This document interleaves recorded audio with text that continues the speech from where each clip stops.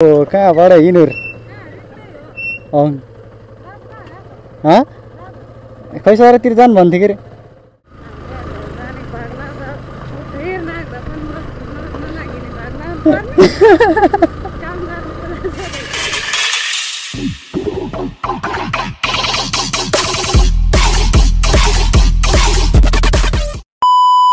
High everyone, I'm Ram Vishwakarma. Welcome back to my YouTube channel. I hope सबैजना सन्चै हुनुहुन्छ होला। म पनि सन्चै छु। आज न्यू डे न्यू भ्लग लिएर आइसकेको छु। हजुरहरूलाई मेरो भ्लगमा स्वागत छ। आज म चाहिँ तल यता एक्लै थिएँ अनि बिहान चाहिँ अलिक बिजी नै भएको छु कि म हिजो आज, त्यही भएर एक्लै जानु झ्याउ लाग्यो तर हजुरसँग यसो गफ गर्दै जाऊँ भनेर नि त यताको बाटो। अहिले चाहिँ धेरै ग्यापमै भइरहेको तर सर्ट भिडियो भए पनि मैले कन्टिन्यू हाल्ने कोसिस गरिरहेको छु। कतिजनाले हेर्नु ख्याल गर्नु भएको छ भएन त्यो त थाहा भएन। अर्को राइटरजी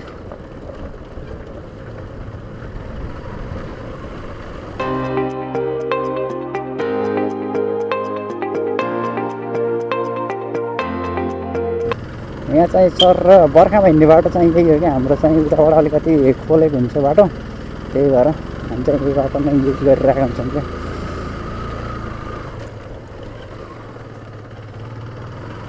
यही बाटो जाने उताबाट बाटोमा अलिक गाह्रो नै हुन्छ, त्यही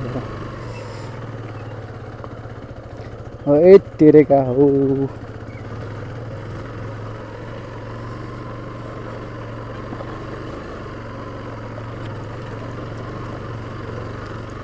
अनि म चाहिँ एक्लै नै राइडमा गएँ आज चाहिँ।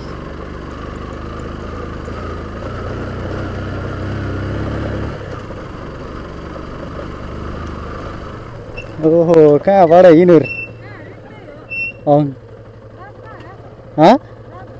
खै सरतिर जानु भन्थ्यो के अरे कुनै बाटो त्यस्तै छ के अरे। हुन्छ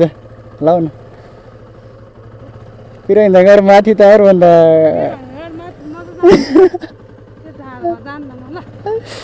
बै बै बै बै भन्नु पर्ला भने डर लाग्छ क्या।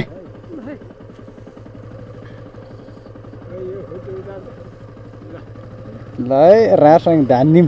झ्याम्म लाएर भएर लागिरहनु।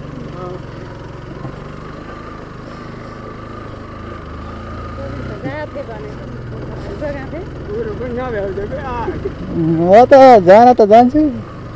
अहिले माइ लेन्टिल मल सोर्छिन् भनेर छिटछिट लिएर अरू काम नभए।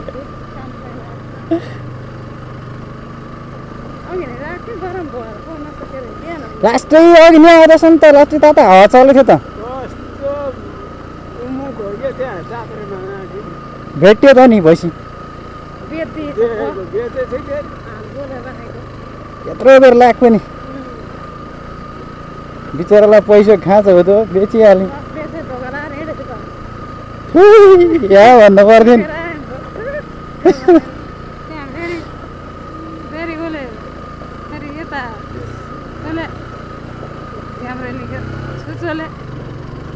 अब पहिलो चाहिँ बिहान हो कस्तो के हो, आधा पैसा दिन्छु आधा पैसा पाएर भन्नला यसले अब भनेर फेरि पाउनु पनि जुटाउनु पऱ्यो भनेर गएको थियो कि पर्दैन है आधा पैसा त हुन्न भन्नु नि।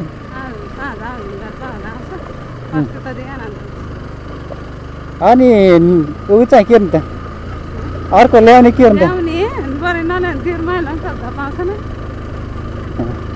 नदिए भने कस्तो गरे सजिलो हुन्छ। लगभग पालिरहेको भैँसीहरू चाहिँ नयाँ ल्याउनु भन्दा पाउनु फेरि गोठ साङ्रो छ के त्यो पनि हो। गोठ साङ्रो छ नि त पाउनु पनि सर्नु बाटोमा अलिक पछाडि गाडे के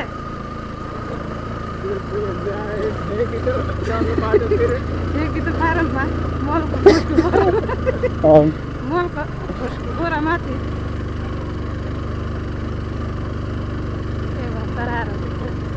कस्तो पोलेको हेर घामले इन्डियामा पोले क्या इन्डियामा यस्तै चाहिँ पोल्थ्यो यो बेलामा बुटोल जाने भने त बौला हुन्छ के अरे 12 बजेतिर त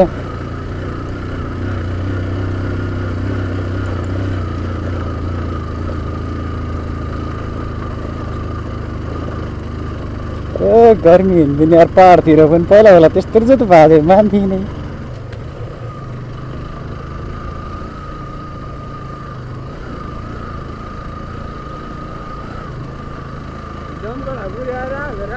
होइन ती सबै हो विष्णुडाँडा चोकमा सडकतिर भन्थ्यो कि आज फेरि मल निकाल्न भनेको त्यही भएर छोड्न जान भन्थ्यो कि हो मलाई थाहा छैन तल अङ्कललाई भन्थ्यो कि भन भनेको थियो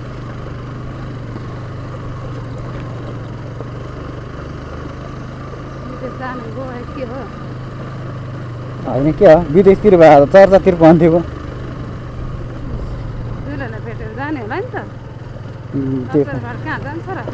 त्यो पनि होला आँसु नझारे प्यारी भन्दै हार्मोलेन्टी कति रोग हो गरे अस्ति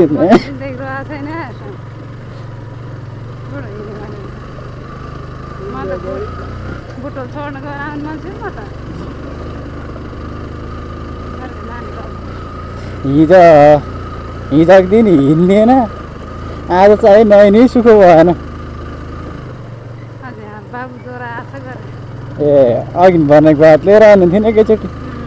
खाली आउनु भन्दा हो त हुन्थ्यो नि त सन्ध्याले थियो के हिजो धेरै सिलानको शनिबार त बन्द हुन्छ कि सबै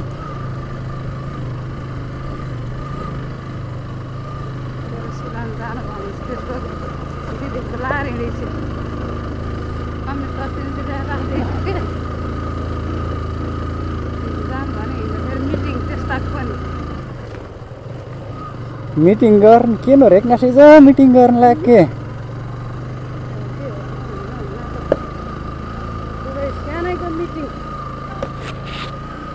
अरू बेला स्कुल छुट्टीको दिन मिटिङ त्यहाँबाट त कहिले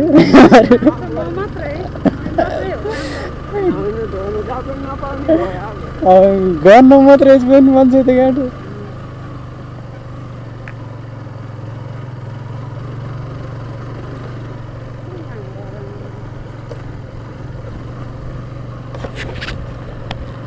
त्यसपछि त कतिजना छ भन्दा यतिजना मान्छे त यो काम गरौँ है भन्दा छैन खेत्रा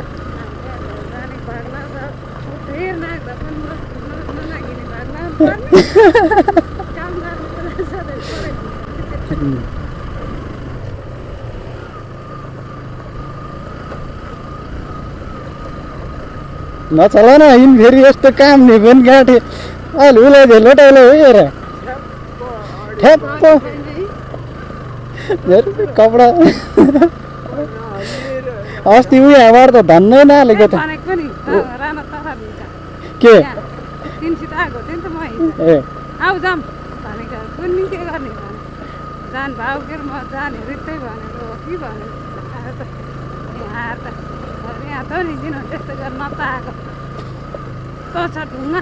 त्यो गरेर नचाहेको भन्यो हो त मलाई त ढुक्क छिर्यो भनेको कहाँ हाम्रो अगाडि छ त पहिला राना त्यो आएको थिएँ अनि तिनी आएको थियो अनि त्यसपछि रनाक टाढा आएको थिएँ मलाई ठ्याक्कै त्यो एउटा उछानेको पिराङबाट त्यहाँबाट त विष्णु माइतीले त के भनेको अब अप्ठ्यारो त अलिक दुख्राउनु पर्छ अर्केर भने खाल्टा खाल्टे हो भनेको हो अहिले कतापल्ट गएर लोड सर पर्ला त्यहाँ थाहा हुन्छ भनेको त उहाँ त कहिले होइन त्यो नकुरो हाल सुस्दैन सुशीलले कहिले नदुख्राए पनि मजाले चलाएर खान्केर भनेको त्यहाँबाट नभन्दैछ त माथि आएर एकचोटि कुलुङबाट आएको थिएँ जोडेको ढाड त गाँठ्यो धरेर यस्तो सर भाइ त्यो सिधै ढिक मन्दिर गएको विष्णुलाई फेरि मलाई झर्नु नि भनेको वाल्लबाट के हेरेर झर्न नसके नधरेको हेरेको हेरि चाहिँ भएको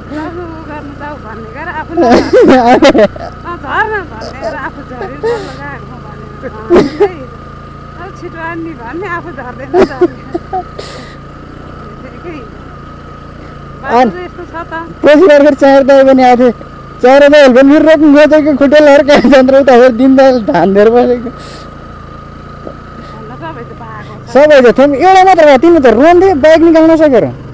सबै वात्तै चाहिँ तल गइसकेको थियो धन्न पहिला एकचोटि लोटाएर नत्र भने काका भति जान्थ्यो त्यो दिन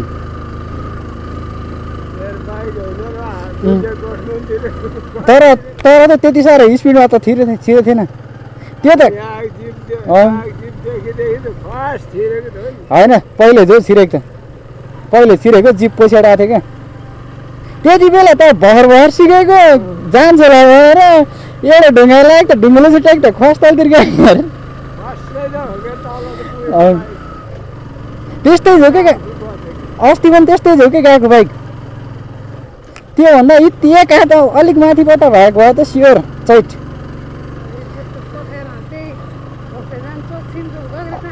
त्यही गौरेटा छ त नि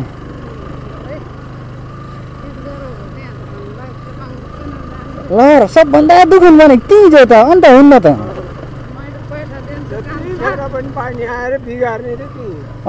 त्यही अहिले एउटा मललाई गर्छौँ त्यहाँ त चिफ्लिन मललाई गर्छौँ त्यही कि पिपलबारी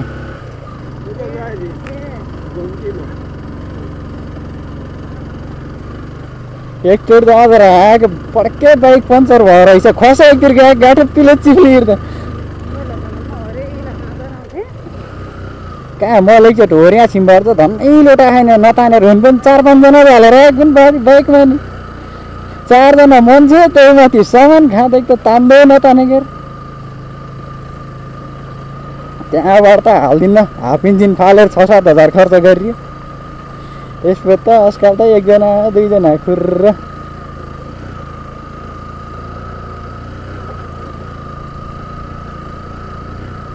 बसेको छु मुटुमा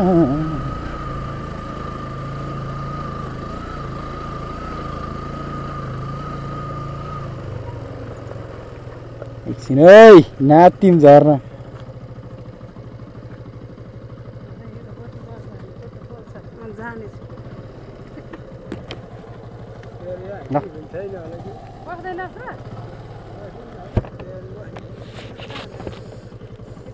कि बस्ने यार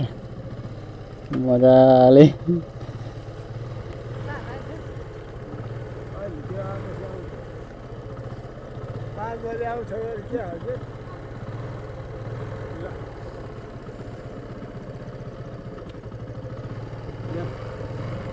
धन्न मान्छे झुरुमेको बेला त परेको एक्लै परेको भए तिनीहरू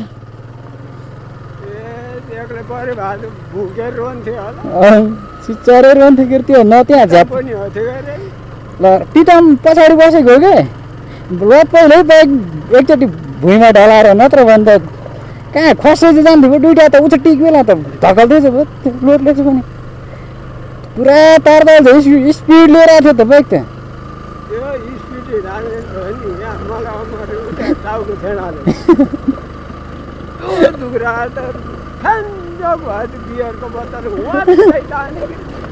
मलाई निधारले टेकायो बाइक त भित्ता ठोकिन गएर पछाडि मै छिन्नु पुगेको ब्याग भएर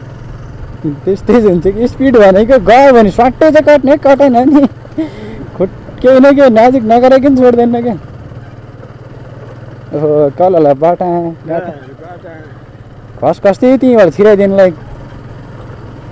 गाडी क्रस गर्नु पर्यो भने के गर्ने होला गोरु लड्दै आए त गजब हुन्थ्यो अहिले कुखुरा हुन त थुनी छैन कि हिजो नत्र भने त काम लाग्थ्यो अब फारममा